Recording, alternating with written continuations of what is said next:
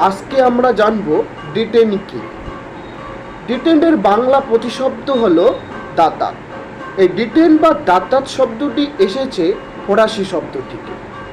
Didn't বলতে বোঝায় বিশ্ব রাজনীতিতে দুই বা ততোধিক রাষ্ট্রের মধ্যে উত্তেজনা যখন হ্রাস পেতে দেখা যায় এবং হ্রাস পেতে পেতে যখন দুই রাষ্ট্রের মধ্যে বা ততোধিক রাষ্ট্রের মধ্যে একটা বন্ধুত্বপূর্ণ সম্পর্ক স্থাপন হতে দেখা যায়। এই যে প্রথমে উত্তেজনা, তাদের মধ্যে লড়াই, তারপর ধীরে ধীরে ধীরে ধীরে কী হলো, একটা সম্পর্ক, স্বাভাবিক সম্পর্ক বা বন্ধুত্বপূর্ণ সম্পর্কে স্থাপন হলো। এই যে একটা পরিস্থিতি, এই পরিস্থিতিকে বলা হচ্ছে ডিটেন। এখন আমরা জানব যে বিশ্ব রাজনীতিতে কিভাবে এই ডিটেন বা দাতাত শব্দটি উঠে আসলো। আমরা সবাই জানি যে দ্বিতীয় বিশ্বযুদ্ধের পর কী হয়, বিশ্ব রাজনীতিতে আমেরিকা এবং রাশিয়ার মধ্যে এক ঠান্ডা লড়াই হতে দেখা যায়। তাদের মধ্যে বিভিন্ন ধরনের মতাদর্শগত লড়াই হতে দেখা যায়। কিন্তু 1960 এবং 70-এর দশকে আমরা দেখতে পারি যে এই দুই রাষ্ট্রের মধ্যে উত্তেজনা সেরকমভাবে আর থাকলো না।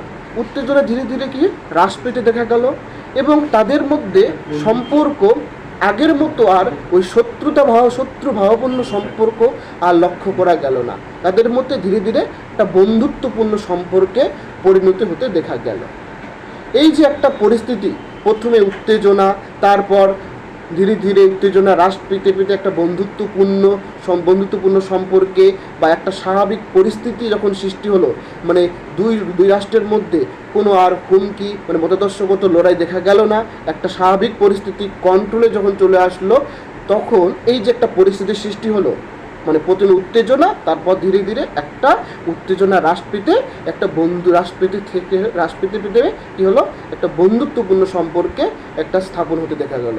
এই যে একটা পরিস্থিতি, এই পরিস্থিতিটাকে বলা হচ্ছে ডিটেন বা দাতাত। এই ডিটেন বা দাতাত শুধুমাত্র যে আমেরিকা এবং রাশিয়ার মধ্যে শুধু এটা ব্যবহার করা হবে তা না, এটা চীনের ক্ষেত্রেও হতে পারে এবং পাকিস্তানের ক্ষেত্রেও হতে পারে।